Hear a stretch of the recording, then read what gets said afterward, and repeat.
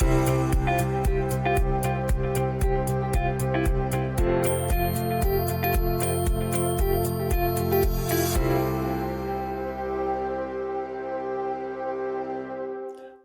to another episode of A Soap Maker's Tale.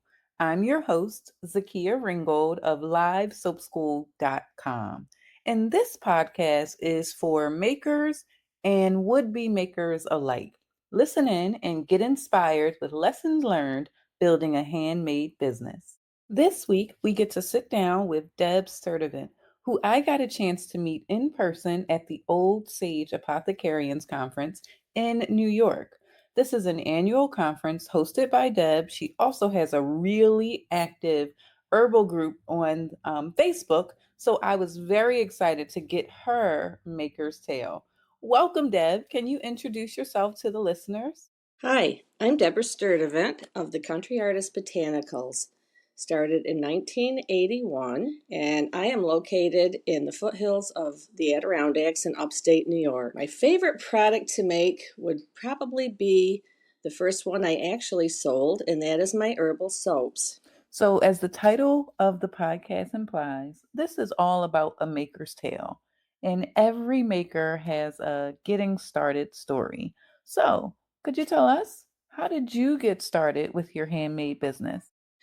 Well, I grew up here on the country hill with a family that did everything as naturally as they could. We grew our own food, and Mom was always puttering in the kitchen and making things, so we didn't have to buy it from the store.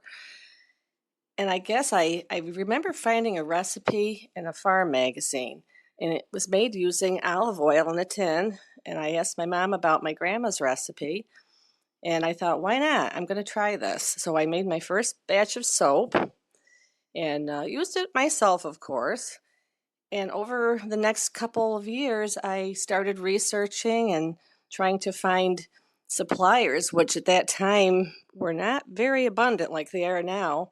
But I had made 3 or 4 batches of soap for myself, and they were beautiful, so I thought, why not? And when I was doing some art shows around the county, I included baskets of my soaps, and they seemed to go really well.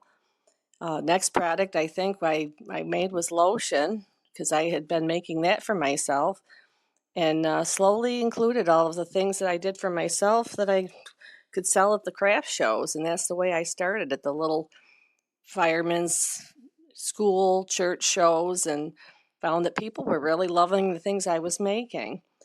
So that's how I really started. When you think back to that moment of it went from hobby to business, or you already knew that it was going to be a business, how did you know that you were ready to start a business?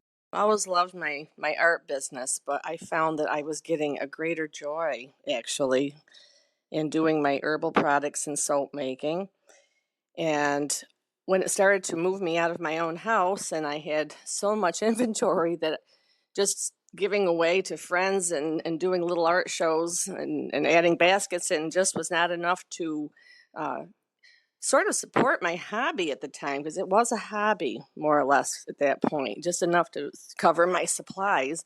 I thought that I would give it a shot and try doing that as a business. So that's when it really became the country artist soaps and botanicals, and not just the country artist artwork.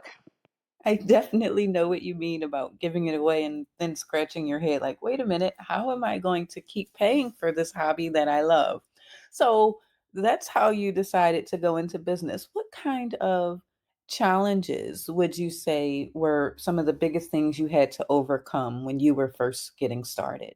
Biggest challenge for me when I started the business was being seen.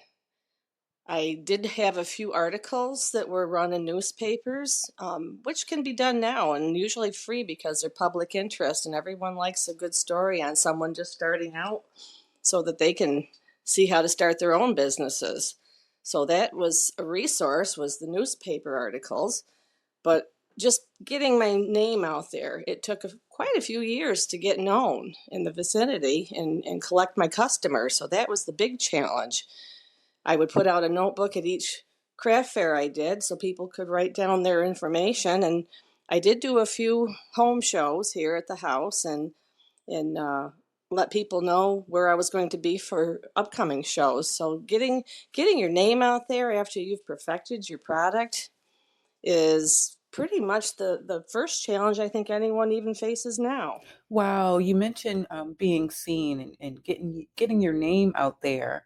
So, what would you say you did to overcome those challenges? Because I'm sure today many people are still facing that same challenge as they're getting started or even seasoned. So, how did you overcome those challenges?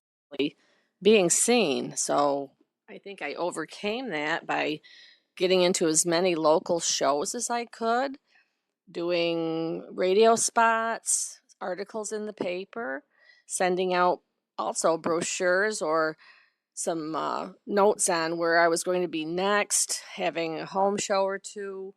Just getting out there. You have to be seen before you can have someone buy your product. So business can have some challenges, but they also have those great things that you look forward to when you wake up in the morning or when you go to a vending event or you're building your online business or your brick and mortar.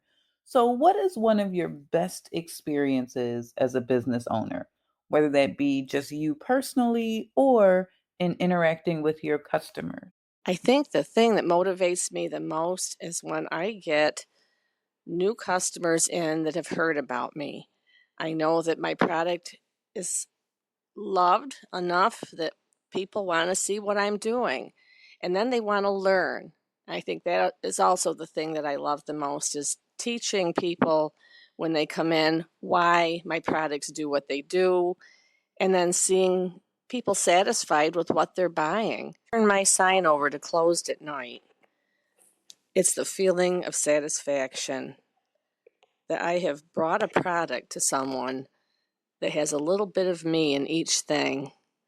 Years of experience through my family and myself, but more so that it's a job well done. It's not just the profit, although that is a perk of the situation that I can make a living off of what I do, but that I'm doing it the best I can and that I'm very satisfied and confident in the product that I'm putting out for the public. Wow, Deb. So it sounds like you have a really intrinsic motivation and really knowing that you've done a really good job. And you really know, and with all of those years of experience, your family history of just making everything, the herbs and all of that, I can really see how that makes an impact on how successful you've been. So this podcast is targeted to newbies. Do you have any advice to share with them? Newbie is to make sure your product is well researched and tested long before you try to sell it. The time for changes is not after you have sold your product, but before you sell your product. Research, research, research, and test on family and friends before you attempt to market. Oh, that's such a great point. Research, I'm going to echo it with you. Research, research, research. In the family, they actually like being good guinea pigs because it feels good on their skin. And Deb, I really appreciate your time. It just feels like you may have any additional golden nuggets. Would you like to share them with our audience? Well, you can manifest your dreams into reality. I am a firm believer in that. Everything starts with a dream. You take one step at a time, and each little success brings you confidence. Try to network with others doing similar things. Make sure you keep that edge that keeps you individual. Be educated, be prepared, and be successful. Now that is a golden nugget we can all appreciate.